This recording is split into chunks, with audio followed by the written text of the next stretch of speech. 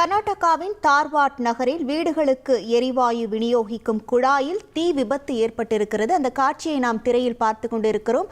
அந்த தீயை தீயணைப்பு வீரர்கள் அணைக்கும் காட்சியை நாம் பார்த்து கொண்டிருக்கிறோம். கூடுதல் விவரங்களோடு இணைகிறார் செய்தியாளர் பாரதி ராஜா. வணக்கம் பாரதி ராஜா. தற்போது இந்த தீ விபத்து ஏற்பட்டிருக்கக்கூடிய பகுதியில் என்னென்ன பாதிப்புகள் ஏற்பட்டிருக்கிறது, அங்கே இருக்கக்கூடிய கள நிலவரங்கள்? கண்டிப்பாக முதல்ல இந்த தீ விபத்து நடந்திருப்பது கர்நாடகாவின் தார்வாட் மாவட்டத்தில் உள்ள ராஜதகிரி என்ற பகுதியில். இந்த பகுதிகள் எல்லாம் 2ஆம் கட்ட நகர பட்டியலில் வரும். கர்நாடகாவை பொறுத்தமட்டில் 2ஆம் தர நகரங்களில் இந்த எரிவாயு என்பது சிலிண்டருக்கு பதிலாக பைப்லைன் மூலமாக வழங்கும் திட்டம் ஏற்கனவே கடந்த பல ஆண்டுகளுக்கு முன்பே செயல்பாட்டிற்கு வந்துவிட்டது. அது போன்ற ஒரு செயல்பாடு தான் இந்த பகுதியிலும் வழங்கப்பட்டிருந்தது.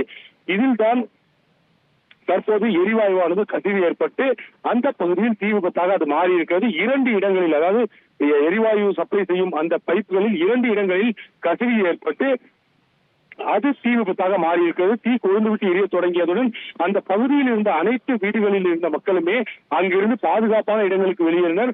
உடனடியாக தீயணைப்பு படையினருக்கும் தகவல் தெரிவிக்கப்பட்டது. அவர்கள் சுமார் 1 மணி நேரத்திற்கும்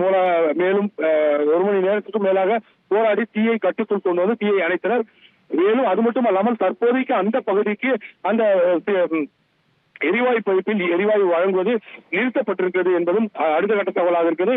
ஆனால் எரிவாயு பைப்பில் இருந்து எப்படி துளை விழுந்து அது கசிந்தது என்ற ஒரு விவகாரம் தற்போது கேள்வியை எழுப்பியிருந்தது. என்றால் இது போன்ற ஒரு விபத்து ஏற்பட்டால் அது பெரும் விபத்தாக மாற வாய்ப்பு இருப்பதாக கருதப்படுவதால் இது தொடர்பாக முழுமையான விசாரணை நடத்த போலீசார் தற்போது வழக்கு பதிவு செய்து சம்பந்தப்பட்ட எந்த கான்ட்ராக்டரும் இந்த பைப் லைனை பதிவு செய்தார்களோ அந்த கான்ட்ராக்டரிடமும் அழைத்து விசாரணை நடத்த முடிவு செய்திருக்கிறார்கள்.